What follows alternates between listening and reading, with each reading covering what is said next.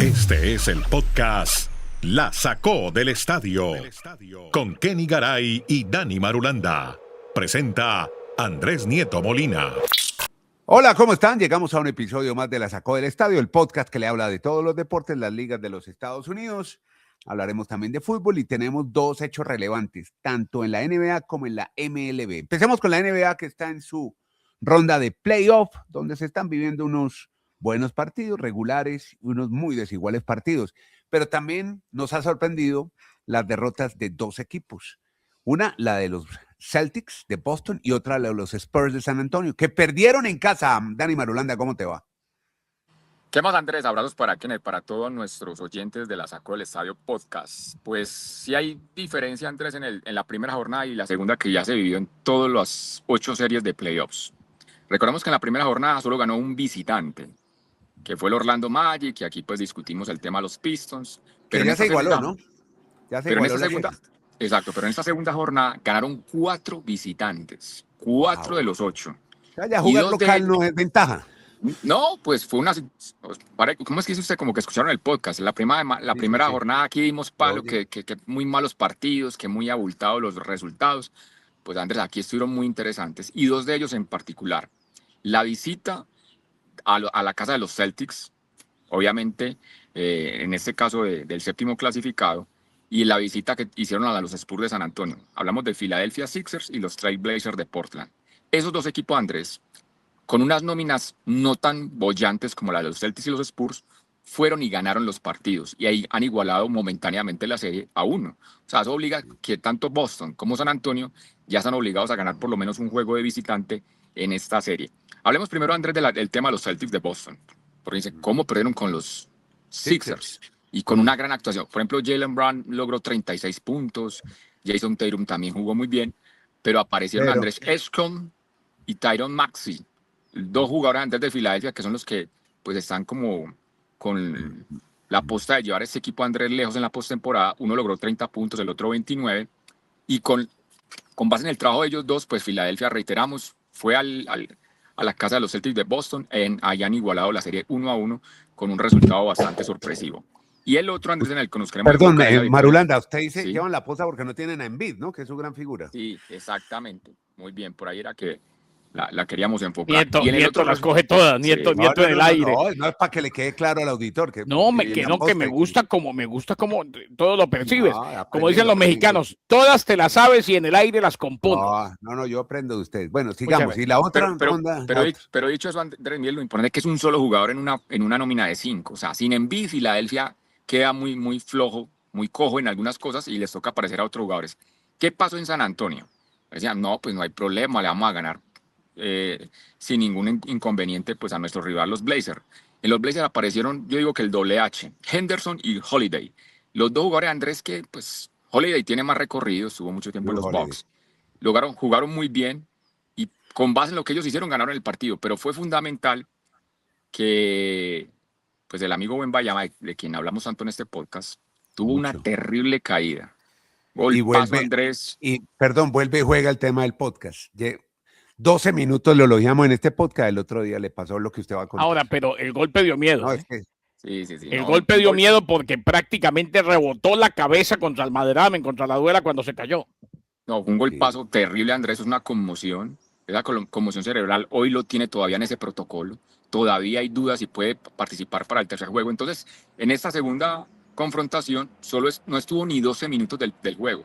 O sea, 11 minutos y algo. Solo aportó 5 puntos porque obviamente contra esa baja, Andrés, San Antonio como que sintió obviamente el bajón, y eso lo aprovechó la gente de los Blazers de Portland, y por eso se iguala, creo, Andrés, la serie. O sea, fue fundamental sin lugar a dudas para la gente de los Blazers que no haya estado todo el partido Wemby, y esperar, Andrés, que no se prendan las alarmas de cómo va a ser ese protocolo de conmoción, si no se va a perder más tiempo, porque esta serie apenas está arrancando. 1-1 Portland y el equipo de San Antonio, y nos vamos para un tercer juego, obviamente ya a la casa de los Blazers. Bueno, pero habla Kenny del golpe de Wembanyama en la cabeza, pero al final el parte médico habla de costillas.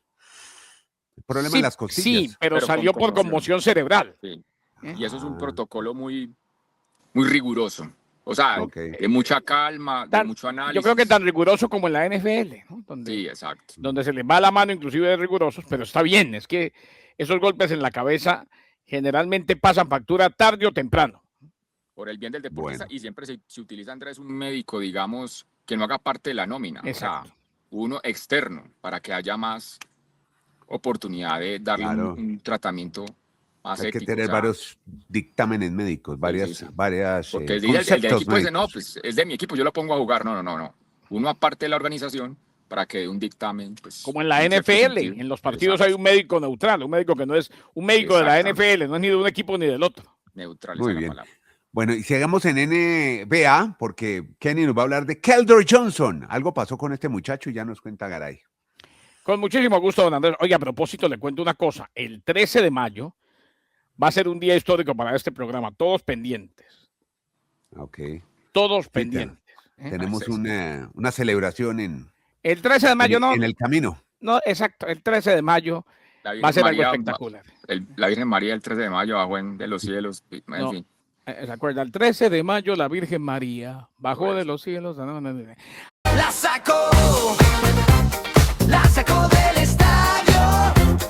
A ver, Keldon Johnson, de los Spurs de San Antonio, ganó el premio al sexto hombre del año en la NBA, don Andrés. ¿Qué significa eso, ser sexto hombre? El mejor suplente, el primer suplente. El sexto hombre es la primera alternativa de cambio. Es como el quinto Beatle. Le doy un ejemplo, es el Manu Ginóbili de esta época en San Antonio. Manu Ginóbili siempre era el primer suplente estrella de San Antonio. O en la música, el quinto Beatle. El quinto Beatle. Como eran cuatro, entonces siempre los acompañaba un gran músico. Entonces, exactamente. Johnson se convirtió en el primer jugador de los Spurs en la historia en anotar al menos 1000 puntos saliendo desde el banquillo en una sola temporada. Claro, lo decía bien Dani Marulanda.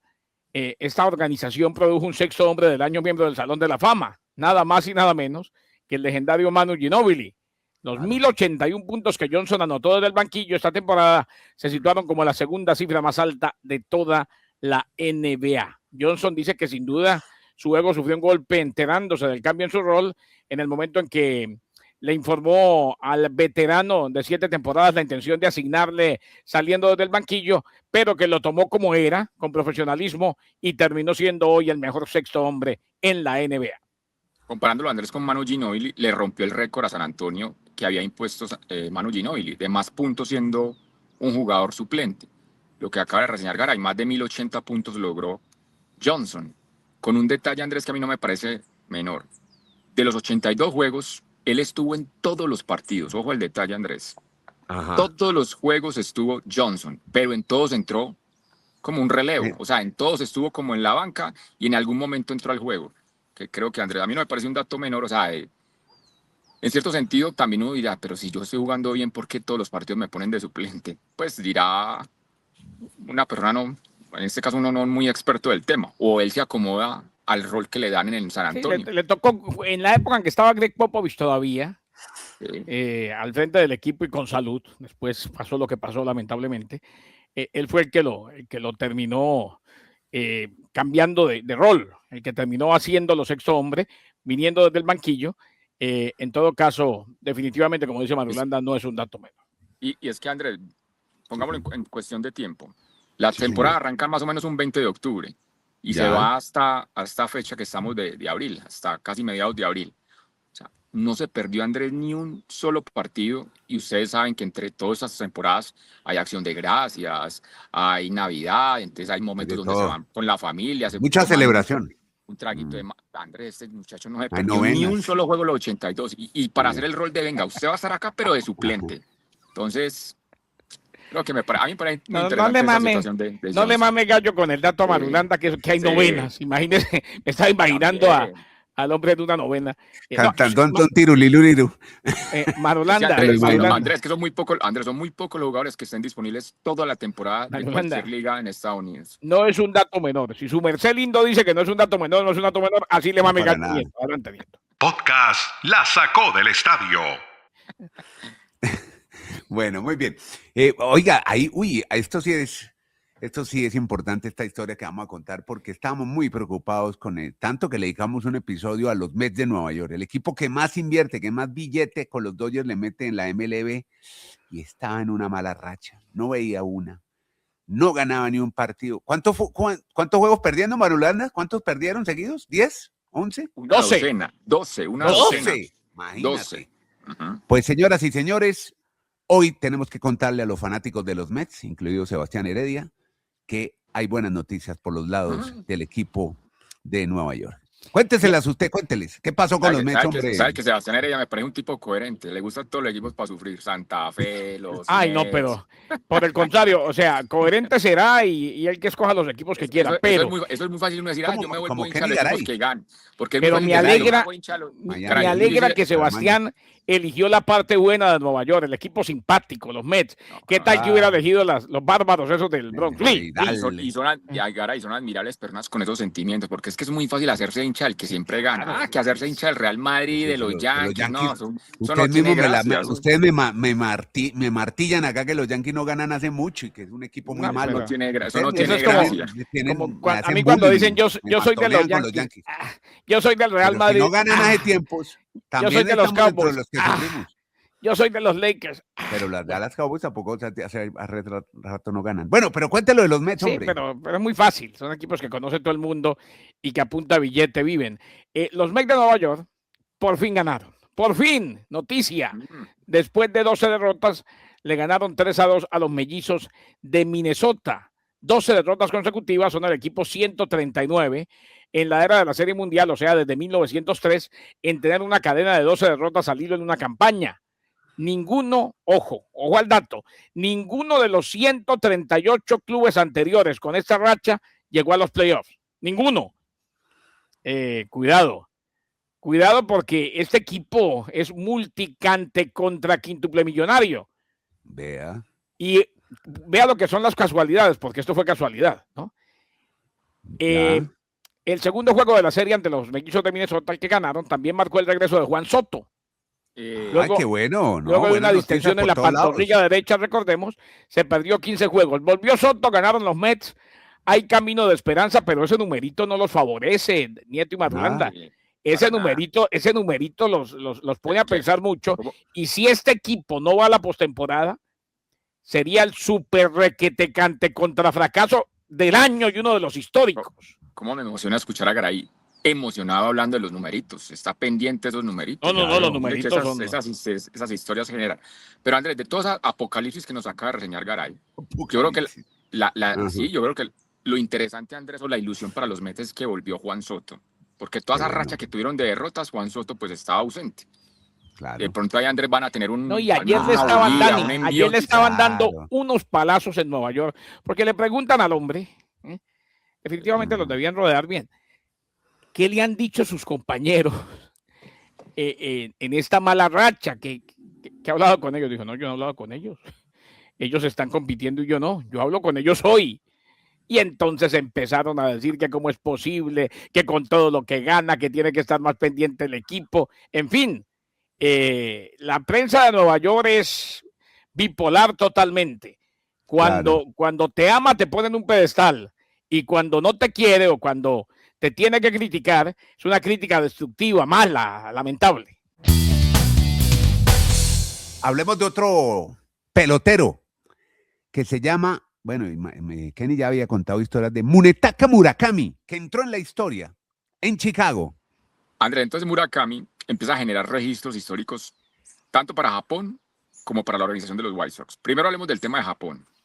Superó ya a Ohtani. Imagínate cuando dice uno supera algo a Ohtani, hay que tener en cuenta el nombre de Murakami. Ohtani llegó a tener 4 juegos consecutivos sacándola del estadio. Pues Murakami ya lleva 5. Los últimos 5 juegos que ha estado con la indumentaria de los Chicago White Sox, en todos la ha sacado por lo menos una vez de cuadrangular, la ha sacado del estadio. Qué bueno. Y si en el partido, cuando estamos grabando este día, Andrés, Sí, señor. lo vuelve a hacer, va a ser el primer jugador en la historia de Chicago White Sox con 6 juegos consecutivos con cuadrangular, con home run, sacándola al estadio. Porque en este momento ha igualado un récord, Andrés, de varios jugadores en la historia de Chicago, pues que lo han hecho durante 5 días consecutivos, o 5 juegos para ser más exactos, de cuadrangular. Ahí Andrés está entonces el poder de este no tan jovencito, porque ya tiene 26 años, pero que está haciendo su debut en grandes joven. ligas a un nivel, Andrés, impresionante para Chicago. Hay que estar muy en cuenta con el nombre de Murakami. Lo mencionó Garay, lo mencionamos Andrés desde el primer fin de semana de la temporada, porque en ese primer fin de semana ya había demostrado cualidades impresionantes con el bat. Vamos a ver hasta dónde va a llegar el techo que tenga este muchacho japonés. Excelente. Bueno, vámonos a NFL, porque Kenny va a hablar de otro personaje que es recurrente y él habla mucho de Puka Nacua, que parece han mejorado las noticias para este jugador de los Rams. La noticia es esperanzadora porque Sean McVay, el entrenador en jefe de los Rams, dice que está con todo, que va a participar plenamente en el programa de temporada baja del equipo. Recordemos que pasó parte de la temporada baja en rehabilitación después de aquel incidente, el insulto o comentario antisemita no provocado y el mordisco en el hombro a una dama. Estuvo presente durante la primera jornada del programa de temporada baja de los Rams. Dijo McKay, dijo el entrenador en jefe, participará plenamente, tiene un aspecto estupendo y le está yendo realmente bien. Señaló McVay que mantendrá la privacidad, eso sí, de sus conversaciones con Nacua, pero añadió, él y yo mantenemos una excelente relación y nos sentimos muy optimistas respecto a la dirección que estamos tomando. Parece que McVay ya ha hablado con él, parece que le ha servido la rehabilitación, el estar en rehabilitación y en tratamiento, y que muy seguramente pues volverá a hacer lo que mejor hace, porque vale la pena que le dediquen todo el tiempo que se pueda a semejante receptor de la NFL para que lo veamos en los emparrillados. Podcast La Sacó del Estadio. Tenis, porque hay en Europa tierra batida y como siempre Marulanda haciéndole el seguimiento a las tenistas colombianas en la tierra batida, dirían en España, polvo de ladrillo por estos lados del Mutua Open de Madrid. ¿Cómo le va a las colombianas, hombre, Dani? Es nada más y nada menos que un Master 1000, o sea, es un torneo de mucha categoría y han arrancado muy bien las colombianas. Partidos, Andrés, brillantes, tanto de Camila como de Emiliana. Camila, por ejemplo, incluso un set lo ganó 6-0, o sea, fue dominio absoluto. Se lo ganó Anastasia Zakharova, la rusa, que es una de las top 80 actualmente del ranking de la WTA. Y Emiliana también ganó, Andrés, ante una top 60, a una australiana, Andrés. Yo creo que ha sido tal vez el mejor resultado en lo que llevamos del año de Emiliana. Pero dicho todo eso, Andrés, de ese gran debut, de ese gran momento que vivieron tanto Emiliana como Camila, con muy buenos partidos, ganando de manera contundente, segura, el panorama es lo que viene. En la segunda ronda vamos a enfrentar, pues decimos acá en plural, como si jugáramos con ellos, pero es que las admiramos mucho, Andrés, no es tan sencillo llegar a estos niveles. De una tenista que hemos hablado y aquí hemos hecho debates de ella, nada más y nada menos que Naomi Osaka, actual número 15 del mundo, va a ser la rival de Camila Osorio. Así que entonces, en un próximo episodio veremos. ¿La va a mandar a tomarse la selfie? No, Camila le ha ganado. Le ha ganado. Le ha ganado a Naomi Osaka. O sea, es un partido muy interesante para disfrutar este día y pues en un próximo episodio contaremos qué sucede allí. Y Emiliana va a jugar frente a una mejor ranqueada, ante la 13 del mundo, Linda Noskova. O sea que, pero es que es un torneo under de mucho nivel, o sea, un Master 1000 obviamente Madrid. Las mejores tenistas y por eso, después de ganar la primera ronda, te toca enfrentar siempre a una rival muy complicada, pero bueno, por lo menos arrancaron muy bien tanto Camila como Emiliana en Madrid. Sí. Bueno, hablando de... Andrés, pero se quejan rápidamente mucho de la baja asistencia. Sí, no están yendo... Que en Madrid, Andrés, no han podido conectar ese torneo. Está bien que hay muchos patrocinadores que pueden regalar boletas. Me explicaba alguien que es muy lejos de la ciudad de Madrid, o sea, es un escenario que queda a buena distancia, tal vez el fin de semana, la gente tiene que trabajar y ir hasta allá, pues no le queda fácil. Pero bueno, mire, no, le iba a contar que Carlos Alcaraz que se bajó de este torneo y están hablando de que posiblemente no llegue a Roland Garros, parece que el problema de la muñeca es delicado. Y nos vamos para el ciclismo. Usted me deja hablar de la segunda división del ciclismo y después habla de su World Tour. Es que quiero destacar a unos colombianos ¿Segunda edición? Pues sí, porque como a usted no le gustan mis carreras de ciclismo, usted siempre usted solo habla de World Tour. Dicho, vea, dígale más fácil. Déjenme hablar de mis clásicas 1020 y toda esa cantidad de piratas, de competencias piratas, y usted después habla de los que valen la pena. Se lo pongo así, usted va a hablar del FPC del ciclismo y yo voy a hablar de la Champions del ciclismo, ya entendimos. Yo lo hago porque como en este podcast se ve mucho en Colombia, pues quiero hablar de Egan Arley Bernal Gómez, el ciclista de Zipaquirá, que está corriendo el Tour de los Alpes. Y que ganó el Tour de Francia, único en la historia. Y Pero es que Giro de hacemos la Italia. claridad que esa carrera no es World Tour, pero bueno, adelante. No, con su pero información. eso sobraba ya con la introducción, Sí. ya lo hicimos. En todo caso, hoy llegó 10º en la etapa, hoy llegaban a Trento, es una carrera que se llama el Tour de los Alpes. Corren por los Alpes, están en Italia ahora. Claro. Y hoy es Sí. tercero en la general. El líder es un tipo llamado Giulio Pellizzari. Ojo, son Pellizzari. equipos World Tour, Ineos, Bora, sí. Bora. También están corriendo otra carrera que es la Flecha Balona, donde ya No, esa es la Dani que yo le voy a Marulanda- hablar. Esa es la que yo le voy a hablar. Esa es la bueno, que yo hable voy a hablar. de su Flecha Balona. Ah, pero mire, es que quería hablar de un pelado. que ¿Cuándo se también acaba el está- Tour de los Alpes? ¿Cuándo termina? Mañana es la última etapa. Juan Felipe Rodríguez, de Tenjo, Cundinamarca, corre para el EF Education. ¿Lo tenía en el radar? No. No, Bueno, empezó corriendo para el Interesante. equipo de la alcaldía de La Vega y hoy hace parte de un equipo World Tour. Juan Felipe Muy Rodríguez, bien, cundinamarqués, del EF Education, hoy llegó de 16 en la etapa. Bueno, hay ciclistas nuevos que empiezan a medio mostrarse. Ahora sí, vaya con su primera división, yo hablo de la segunda, del ciclismo. ahí empiezan los viajados. Es que estamos obviamente muy No, felices por lo que dígale, hacen. sí, yo soy de primera y usted de segunda y siga, Eso, tranquilo. no para tengo nada. No, ningún yo no me refiero a nosotros, me refiero a la calidad, Andrés, de ciclistas.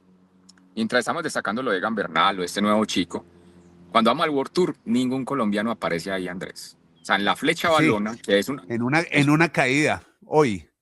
Brandon Smith Ese. Rivera. Hoy ayer lo vi en una caída, se cayó. Brandon Smith Rivera, bueno, no es la primera vez. Yo tengo un amigo que se llama Clemson Smith Muñiz. ¿eh? Bueno, Así. pero lo que quiero, Andrés, hacer énfasis es que mientras sí hay que destacar todo lo que hacen los ciclistas colombianos en muchas de esas carreras, yo veo, Andrés, que en las importantes, las del World Tour, en la Flecha Balona, ¿sabe cuál fue el mejor colombiano? Daniel ¿Cuál? Felipe Martínez. Ay, no me diga. No quedó Del ni Bora. entre los 50, no quedó ni entre los 50. Qué raro. Puesto 51. Y el Ajá. ganador, Andrés, fue de quien usted aquí arrancó este año hablándonos maravillas de un chico de 19 años de Francia, que está realmente, rompiendo. Andrés, iba muy bien encaminado. Pues yo creo, Andrés, que va a pasos agigantados, demostrando que realmente sí va a ser un gran ciclista. Paul Seixas, déjenmelo decir así, no me enreden más con el apellido. Paul Seixas, 19 añitos, porque Andrés era el favorito. O sea, yo digo, no fue sorpresa incluso para los analistas del ciclismo. Era el favorito para ganar la Flecha Balona y cumplió con el favoritismo. Dígame, uno a los 19 años ser favorito ya de una carrera World Tour. Sí, está bien, aquí no estaba Pogacar, acá no estaba Vingegaard, acá no estaba Van der Poel, Remco, no estaban los grandes, pero de todas maneras a un nivel de World Tour, para tener 19 años, Andrés, la gente en Francia se está ilusionando, sobre todo Ilusionando. esos De acuerdo. periodistas, Andrés, que llevan años y años sin ver un ciclista de gran categoría en Francia, están todos esperanzados que este muchacho por ¿Cuál fin los fue va a el hacer último disfrutar. gran francés? Laurent Fignon, ¿Ganador? Bernay no. ¿verdad? ¿No? Sí. Sí. Y Laurent Fignon, Así- ¿no? Pues ahorita, lo último, Bardet hacía Romain etapitas Bardet. interesantes en la montaña, pero no para hacer un capo de ganar una gran vuelta. No, Francia Sí. estaba muy... O sea, Es más, fue Andrés, hace... mire, si yo me Ojo, doy el o sea World que los más grandes franceses fueron hace mucho tiempo. Tour, mucho Porque tiempo. Bernard Hinault y Laurent Fignon son de cuando yo era niño. Mira, bueno, Juliana Alaphilippe también alcanzó a ganar cosas buenas, importantes. Es que, ¿cómo y- será lo que está ah. haciendo Francia hoy? Sí, pero Ajá. sí, pero son ciclistas de clásicas, de un día. Pero no hay un capo, Andrés, que te aguante un nivel de Exacto. 3 semanas. Otro francés que Incluso- recuerdo, Pascal Simón, ¿se acuerdan? Sí, Simón, también. sí, claro. Jacques Anquetil, Raymond Poulidor, que es Pero abuelo mire lo que de... pasa, Andrés, lo de Van Francia Aert. este año. Lo de Francia este año, uno normalmente veía muy pocas victorias de Francia en carrera, en etapas de World Tour.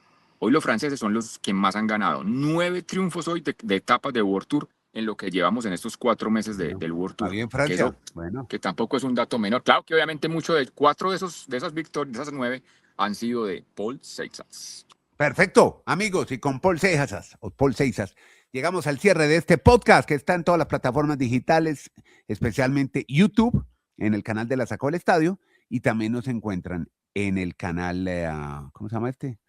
En Spotify. En Spotify también nos pueden ver, TV. donde les recomendamos que vean este podcast. A usted muchas gracias por seguirnos en esto con Marulanda, Garay y Nieto Molina, que se llama, Garay, ¿cómo se llama esto? La sacó. La sacó.